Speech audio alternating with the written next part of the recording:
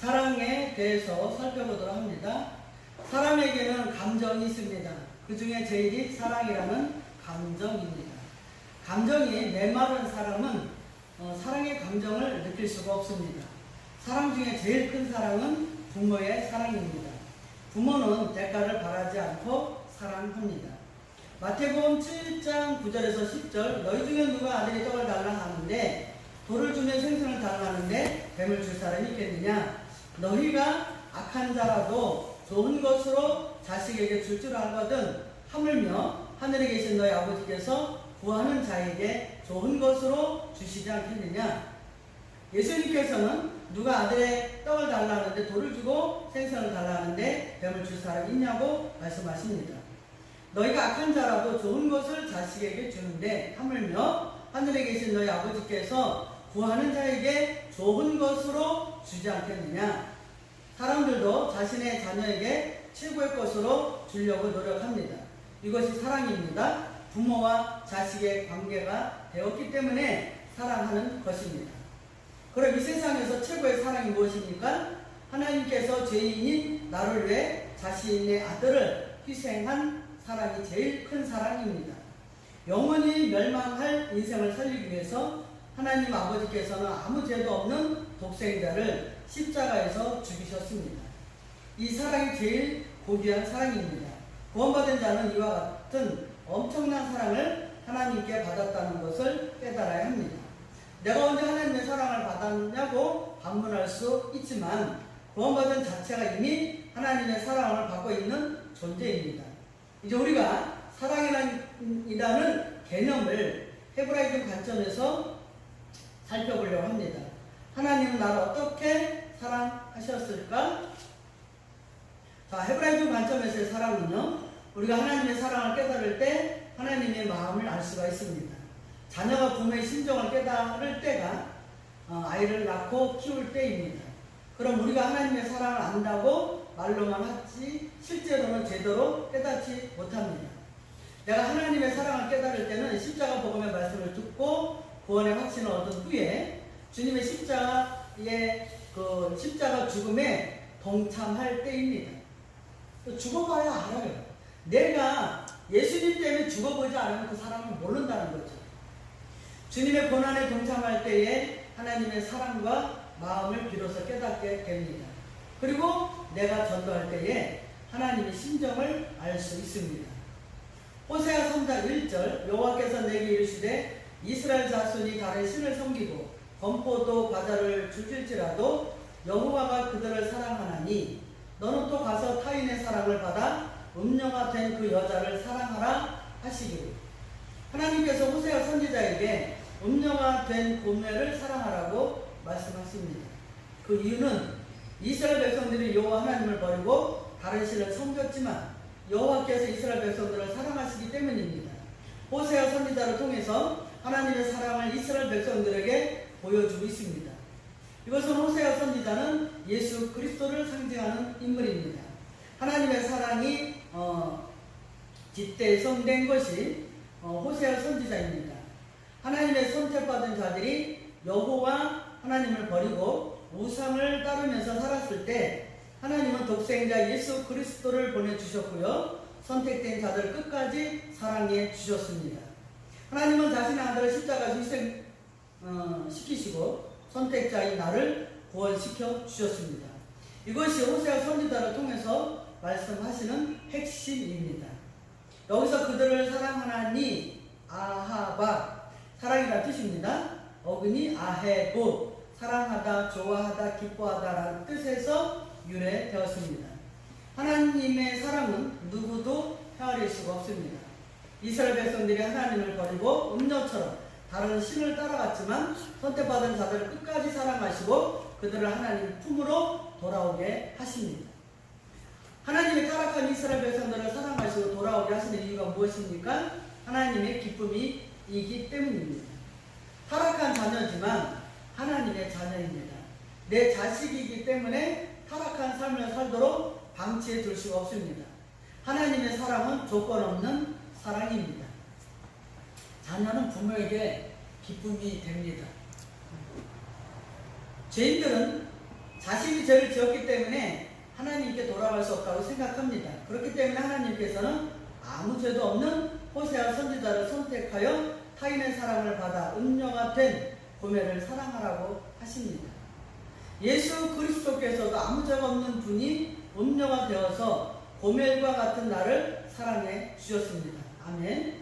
가장 낮은 자리에 오셔서 원죄의 노예가 되어 살아가는 나를 선택하시고 사랑하셔서 신부로 삼아 주셨습니다. 이것보다 더 큰 사랑이 어디 있겠습니까?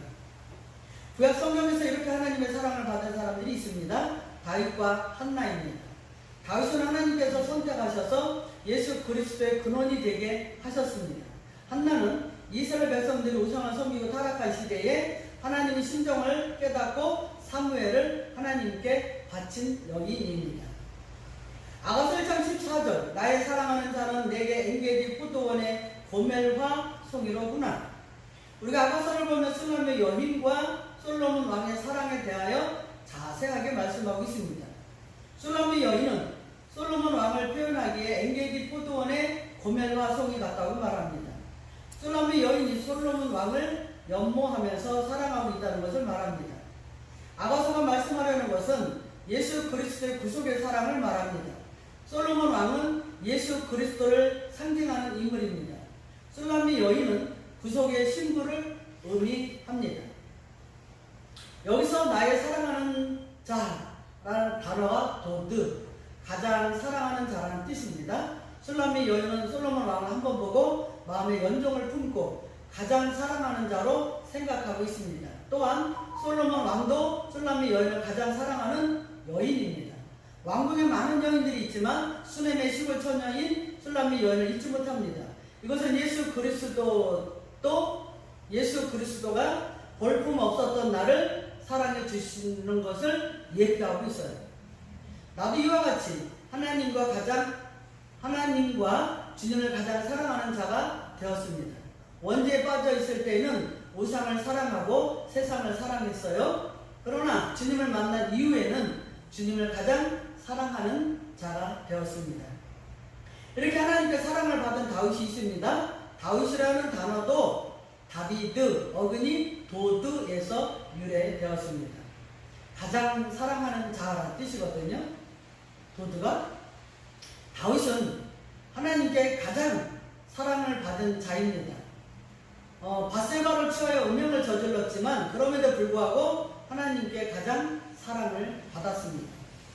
사도행전 13장 21절 23절 그 후에 그들이 왕을 구하거늘 하나님이 베냐민 지파 사람 기스의 아들 사울을 40년간 주셨다가 패하시고 다윗을 왕으로 세우시고 증언하여 이르시되 내가 이새의 아들 다윗을 만나니 내 마음에 맞는 사람이라 내 뜻을 다 이루리라 하시더니 하나님이 약속하신 대로 이 사람의 후손에서 이스라엘을 위하여 구주를 세우셨으니 곧 예수라. 아멘. 하나님은 이스라엘의 초대왕으로 베냐민 지파 기스의 아들 사울을 세웠습니다. 40년 동안 왕으로 있다가 하나님 패하시고 다윗을 왕으로 세웠습니다. 하나님께서는 다윗을 내 마음에 맞는 사람이라 내 뜻을 다 이룰 것이다 라고 말씀하십니다. 이 말씀대로 다윗의 후손에서 이스라엘을 세울 메시아가 탄생되는데 곧 예수님을 말씀하고 있습니다. 이렇게 다윗은 자신의 이름 속에 나타나고 있는 것처럼 하나님께 가장 사랑받은 자입니다. 창세기 6장 8절 그러나 노아는 여호와께 은혜를 입었더라. 노아 당시에도 모든 인간들이 타락하여 여호와의 뜻을 따라 살지 않았습니다. 이때 노아가 하나님의 말씀대로 살면서 하나님의 뜻을 이루어 드렸습니다. 여기서 은혜라는 단어가 햄, 호의, 은총, 은혜라는 뜻입니다. 이 단어는 하나님, 은혜를 베풀다, 불쌍히 여기다, 가련하다 라는 뜻에서 유래되었습니다. 사랑의 다른 표현이 은혜입니다. 은혜의 호의를 받았다는 것은 불쌍히 여김을 받았다는 의미입니다. 노아는 하나님께 불쌍히 여김을 받아 선택받았습니다. 아무나 여호와께 은혜를 입는 것이 아닙니다. 하나님은 이미 물로 심판하기로 작정하셨습니다. 그런 가운데 노아를 기억하여 은혜를 베풀어 주셨습니다. 은혜를 주신 것이 방주를 만들라고 설계도를 주신 일입니다. 우리들도 하나님 앞에서 은혜를 받았다는 것은 십자가를 믿게 해주신 일입니다. 십자가는 아무나 믿는 것이 아니죠. 하나님께서 불쌍히 여김을 받고 하나님께 불쌍히 여김을 받고 죄의 고통을 당하여 가련하게 된 자들을 하나님 선택하셔서 구원해 주셨습니다. 내가 예수 그리스도를 믿고 구원받은 것은 전적인 하나님의 사랑이고 은혜입니다. 노아도 하나님께 사랑을 받았기 때문에 심판날에 구원을 받았습니다. 아멘. 사사시대의 한나도 하나님께 사랑을 받은 자입니다. 한나의 단어는 한나라는 뜻이고요. 하나님이라는 뜻에서 유래되었습니다. 한나는 아이가 없어서 마음이 괴로워 성막에 가서 부르짖었습니다. 사람이 볼 때 이 여인은 가련하고 비참한 자입니다. 그 당시에 아이가 없다는 것은 수치를 의미합니다. 이런 한나에게 하나님은 아이를 주십니다. 이름 속에 나타나고 있는 것처럼 한나는 하나님께 큰 은혜와 사랑을 받은 여인입니다.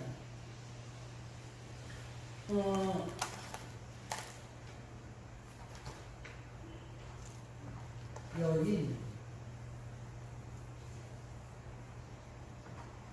하나님의 사랑은 일반적인 사랑입니다. 사람이 무엇을 했다고 해서 주는 사랑이 아닙니다.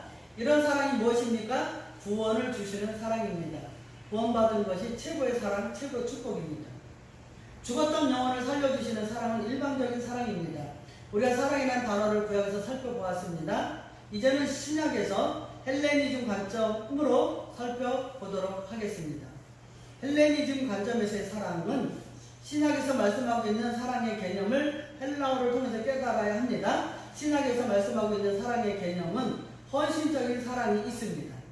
로마서 5장 8절 우리가 아직 죄인 되었을 때에 그리스도께서 우리를 위하여 죽으심으로 하나님께서 우리에게 대한 자신의 사랑을 확증하셨느니라.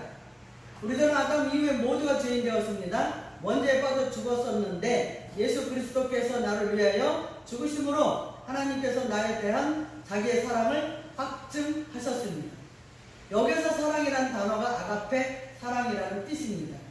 이 사랑은 헌신적인 사랑을 의미합니다. 이 단어가 아가파오에서 왔는데요. 사랑하다, 아끼다, 기뻐하다 라는 뜻에서 유래되었습니다. 하나님은 나를 죽음에서 살리기 위하여 자신의 아들인 예수 그리스도를 죽였습니다. 이것이 하나님이 나를 사랑하신 확증입니다. 선택받은 나를 아끼고 사랑하셨기 때문에 독생자를 죽일 수가 있었습니다. 이 사랑은 조건이 있는 것이 아닙니다. 아무런 조건이 없는 사랑입니다. 우리가 구원받기 위해서 하나님 앞에서 그 어떤 것도 하지 않았습니다. 조건을 걸고 행위를 했더니 구원을 주신 것이 아닙니다. 아가페 사랑은 전적인 헌신의 사랑이며 대가를 바라지 않는 사랑을 의미합니다. 다음에 사랑은 조건을 걸고 하는 사랑을 의미하는 단어가 있는데요. 마가복음 14장 44절 예수를 파는 자가 이미 그들과 그물을 짜 이르되 내가 입맞추는 자가 그이니 그를 잡아 단단히 끌어가라 하였는지라. 다른 유다는 예수님이 겟세마네에서 기도하시면서 애통해하고 있을 때에 율법주의자들에게 파송된 무리와 함께 와서 자신이 입을 맞추는 자가 예수라는 거죠. 그를 잡아 단단히 끌어가라고 합니다. 예수님께서 직접 뽑은 12명의 제자 중 한 명이지만 이 사람은 돈깨를 맡은 사람으로 욕심이 들어갔어요. 주님 헌신적인 사랑을 했음에도 불구하고 자신에게 유익이 없으니까 얼마든지 등을 돌리고 예수님을 팔아버리는, 예수님을 파는 사랑을 합니다. 여기서 입맞춘다는 단어가 필레오, 좋아하다, 사랑하다, 입맞추다라는 뜻이에요. 어근이 필로스, 친구, 벗이라는 뜻에서 유래되었습니다. 다른 유다가 예수님을 사랑하는 것은 구원자로 사랑하는 것이 아니라 단지 친구의 사랑, 조건적인 사랑을 했다는 것을 증명해 줍니다. 선택받은 자들은 예수 그리스도를 사랑하는데 아가페의 사랑을 합니다. 조건을 가지고 내가 예수 그리스도를 믿는 것이 아니라 조건 없이 구원해 주신 것에 감사하면서 살아갑니다. 하지만 다른 유다처럼 필레오 사랑하는 사람은 반드시 조건이 붙어요. 내가 기도했는데 들어주시면, 내가 교회 나왔는데 복을 주시면, 그런 기복적인 신앙으로 조건적인 그런 신앙을 하는 것은 아직까지 철이 안 드는 거죠.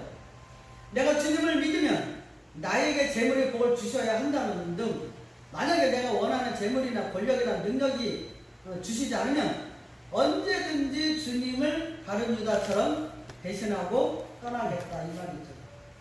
이렇게 가룟 유다처럼 대신하고 떠나게 됩니다. 이런 사랑은 구원받은 자의 사랑이 아닙니다. 누가복음 22장 48절 예수 입을 맞추려고 가까이 하는지라 예수께서 이르시되 유다야 내가 입맞춤으로 인자를 퍼느냐 하시니 주님은 다 알고 계시죠. 가룟 유다가 예수님께 가까이 와서 입을 맞추려고 할 때 주님이 말씀하십니다. 유다야 내가 나와 입맞춤으로 인자를 팔려고 하느냐 라고 하십니다. 여기에서도 입맞추는 것이 필레오입니다. 자신에게 유익이 될 것이 없으면 율법주의자들과 손을 잡고 예수님을 팔아버립니다. 우리의 믿음 생활이 구원의 확신도 없이 교회만 왔다 갔다 하는 신앙이면 필레오의 사랑이라는 것을 기억해야 합니다. 우리가 사랑이라는 개념을 헤브라이즘과 헬레니즘 관점에서 공부했습니다. 히브리어를 통해서 본 사람은 하나님의 일방적인 사랑을 의미합니다. 특히 구원의 관점에서는 인간의 조건이 붙지 않습니다. 하나님께서 일방적으로 사랑하셔서 구원해 주셨습니다.